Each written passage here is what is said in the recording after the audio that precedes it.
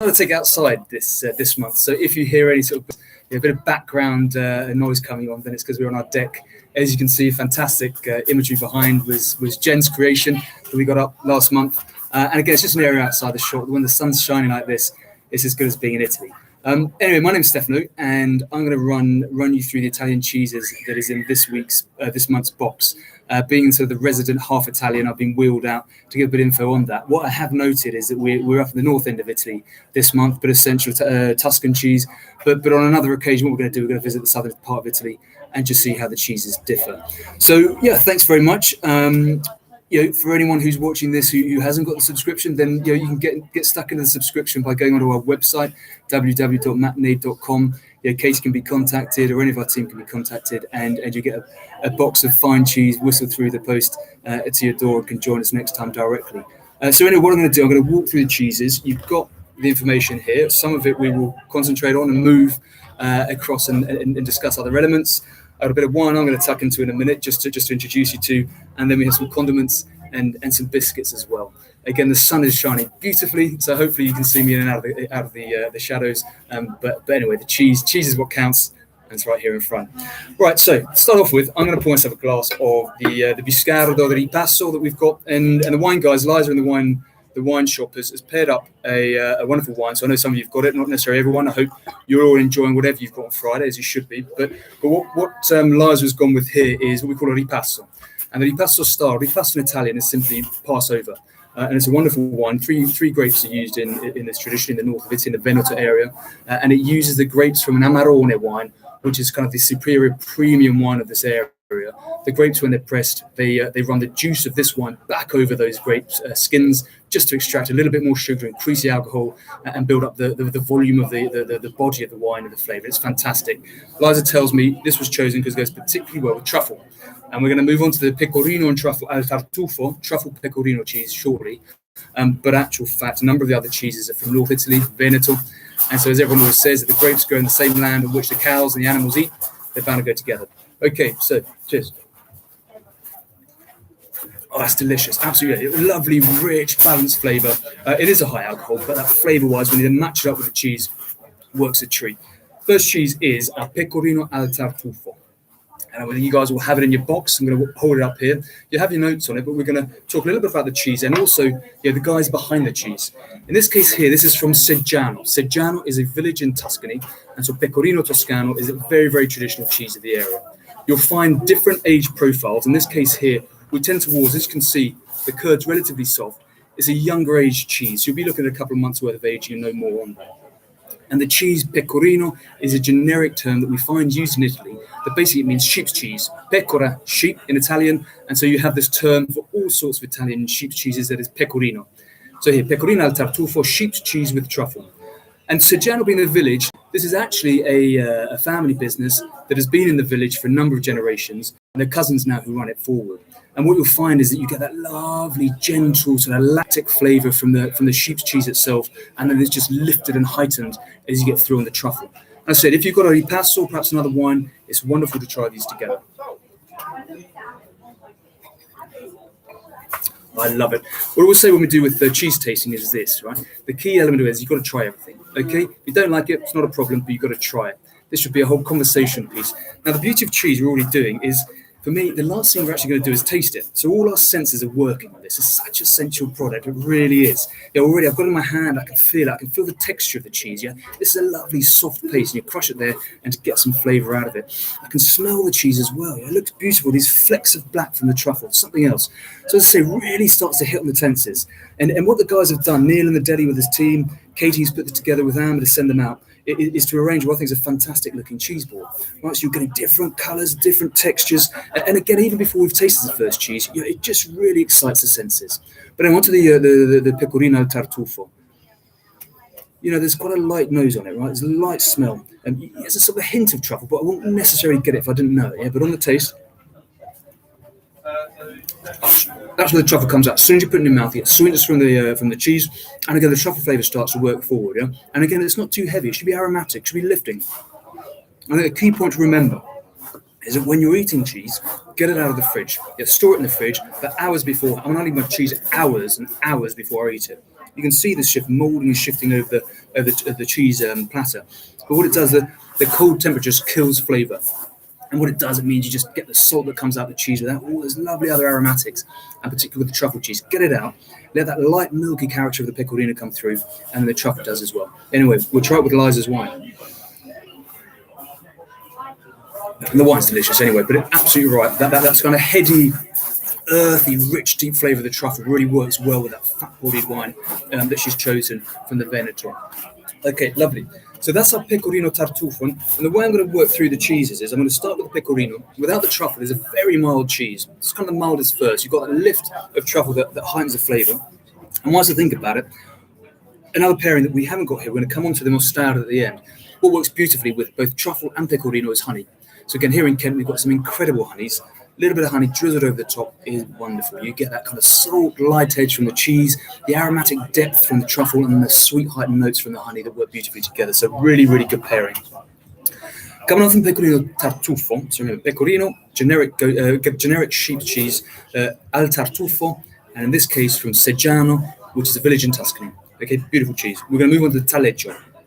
I love taleggio. It is a mind-blowing cheese. Now, the thing with taleggio is you can find it in all sorts of formats.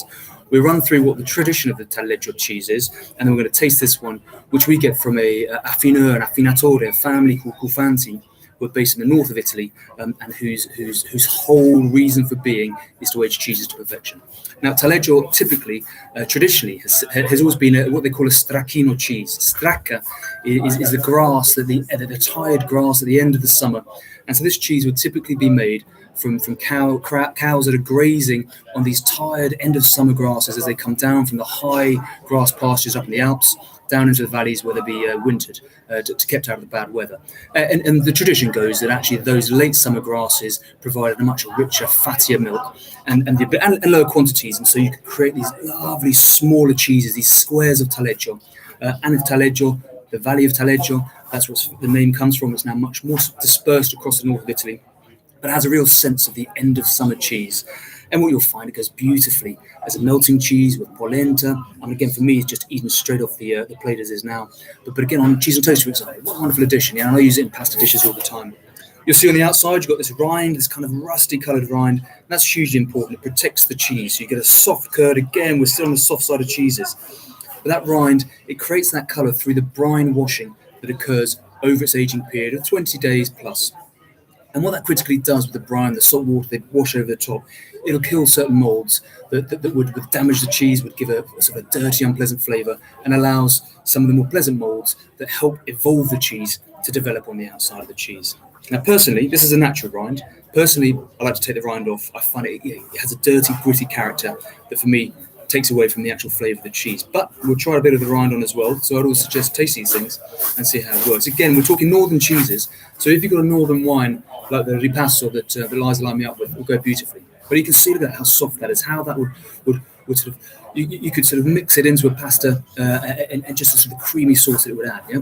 But again, the nose is lovely. We'll find as well, this can become quite tacky in the fridge, the brine washed outside, and you can get quite a pungent scent on the nose, which often gives people the idea that it's a very strong cheese. This is quite a mild cheese. It builds in the mouth, a kind of meatiness, but it hasn't necessarily got that dirty pungency that can come from the smell of the brine outside.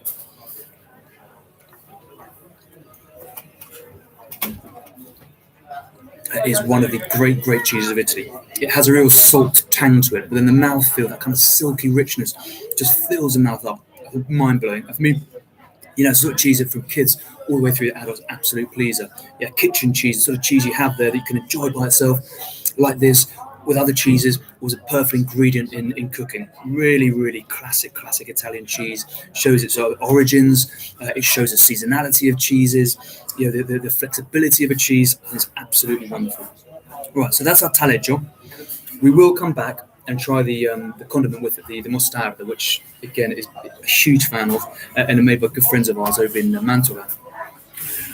We've got two cheeses at the end. I was umming and ahhing about whether we go blue last or whether we do the bastardo. I think we're going to do the blue before the hard cow's cheese, because one of the elements I love about this blue, and again, I spoke to you before about the Bufanti family who cave aged the taleggio's.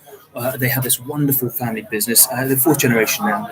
The first member of the family who started bought some silver mines in the Alps with the expressive reason of aging Gorgonzola.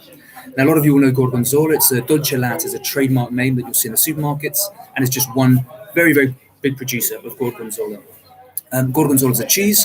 You get two principal age profiles. You get Dolce, which is the one we're trying today, which is a younger cheese, and then you get Picante, which is a slightly longer aged cheese, 3 months plus, and it's firmer, harder, and as the name suggests, more picante. It has more of a bite.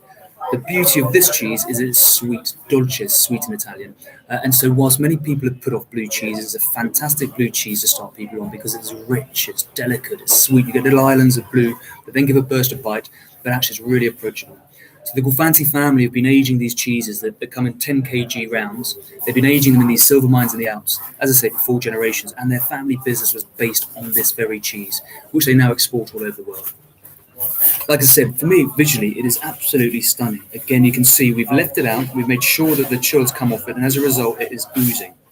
Now, the beauty that you can do with this cheese is actually have a bit of fun. And we haven't got it here. We'll try it with some mostarda, but sprinkling a bit of dusted chocolate over the top of it, the fact Gufanti, they do a wonderful cheese where they sprinkle ground coffee, which again just gives that lovely aromatic smell as you start to eat the cheese, and then gives a certain rich, characterful flavour in the mouth as well. Before we go in again, you would have seen one of the top tips that Katie's put into the little pamphlet goes with it is what we call a wonderful pasta dish called pasta mago. And it's a play on words. Mago is wizard in Italian, so a magical dish that uses just 2 ingredients, mascarpone and gorgonzola. So the mascarpone gives you the ma, gorgonzola gives you the gio. And as a result, all you're doing is melting those 2 products in a pan and then pouring over pappardelle. Really simple dish, but it's delicious.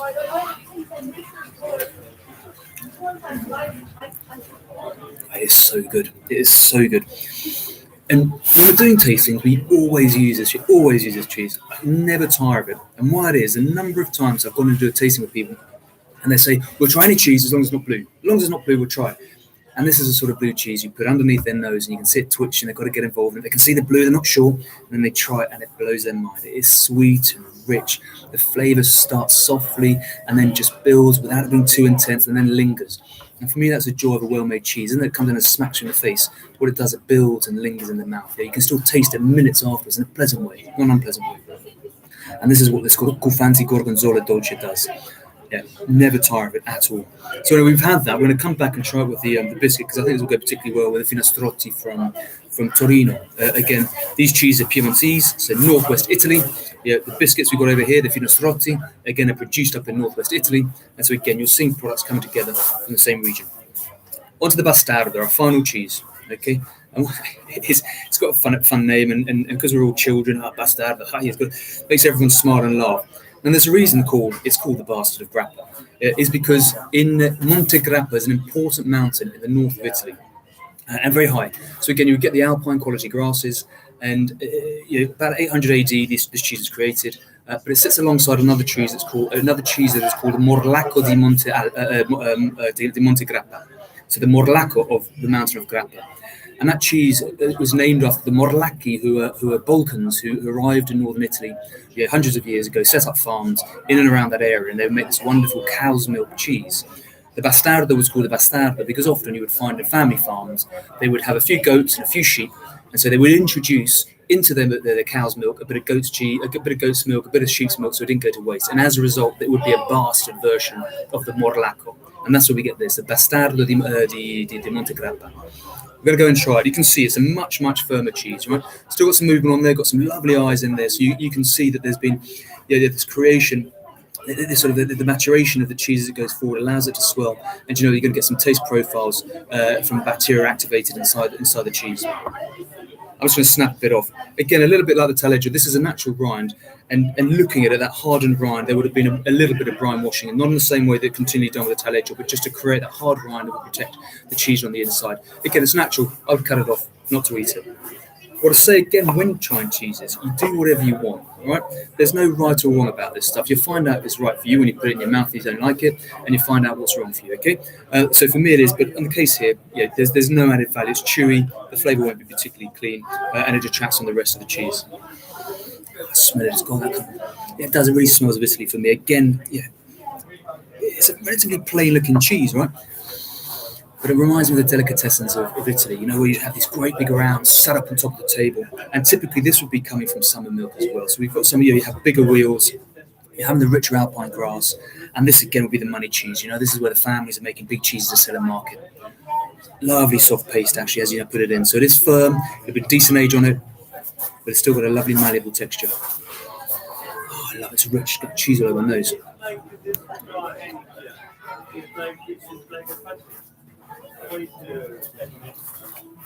And also, the word bland to me always gets kind of a negative connotation, but when you use it a cheese like this, for me it's just that lovely soft entry point. It then builds, and so it's not over salty. It's not too seasoned. You find the taleggio, for example, has a real salt edge. Bastardo's lovely. You can taste the milk. There's a slight yogurt edge to it, and there's almost that hay aspect. We call it fieno in Italian. That hay characteristic that really reminds you of the summer grasses, dry grasses you can imagine high up on the mountains. It's a beautifully, beautifully made cheese, and again, it will age and last, much like the taleggio. Again, both northern mountain cheeses. The taleggio from the valleys. The bastardo from the taleggio coming down from the mountains, the bastardo actually down in the valleys itself. But again, you can imagine it being used for cooking as well. So wonderful table cheese route as it is, but also fantastic as an ingredient. So those are our 4 cheeses. Again, I think you agree, absolutely fantastic, very different, very representative of Central and North Italy. It just shows with 4 cheeses alone how you can really travel through the different taste aspects of cheese. What we're going to do is just match them up to the condiments that have been sent through as well. Again, what I would say, and again, I'll come back to the ripasto. I've got the ripasto from Veneto. We've got the Bastardo del Monte Grappa, again from the same northern region. So the two together. Absolutely wonderful, yeah? Just that soft salt edge, not as intense as the taleggio. Just works nicely with that rich cherry character that we get from the ripasto. It's a really, really good cheese and wine to match together. Okay, so the finestrotti, we touched on this. It's lovely. From Torino, and you'll see, lovely crack to it. Torino is famous for these biscuits. You think of the long sticks we get. It's traditionally in the Italian restaurants, but particularly these flat ones. They're lovely. They're a lovely size, lovely with a bit of cheese. I think it just takes the salt edge and just changes it up. But the key being is it's from Torino. So in Piemonte, you'll find a lot of these cheeses are from a similar area, play to the tradition of the area, and work really well together. For me, also, it just clears out the palate. So as you're tasting through cheeses, to get a bit of a salt edge biscuit that dries and goes, sets you up for the next cheese, right?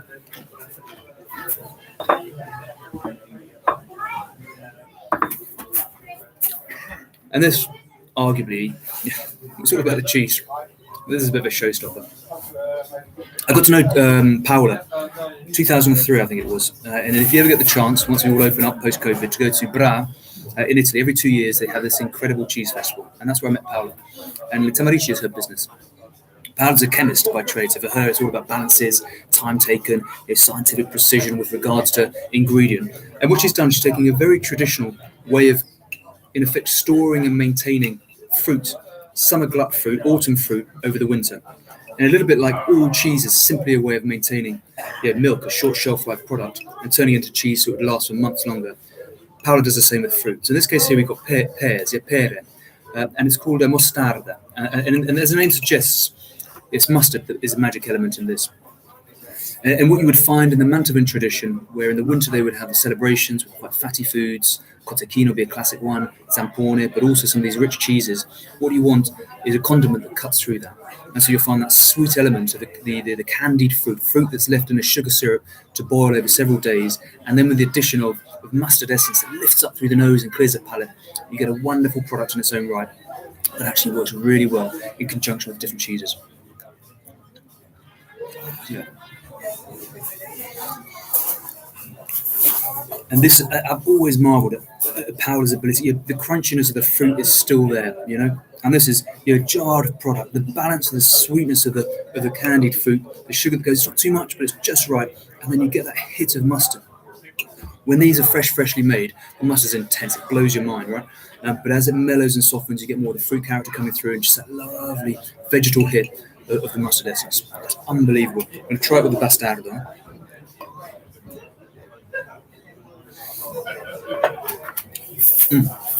Absolutely wonderful.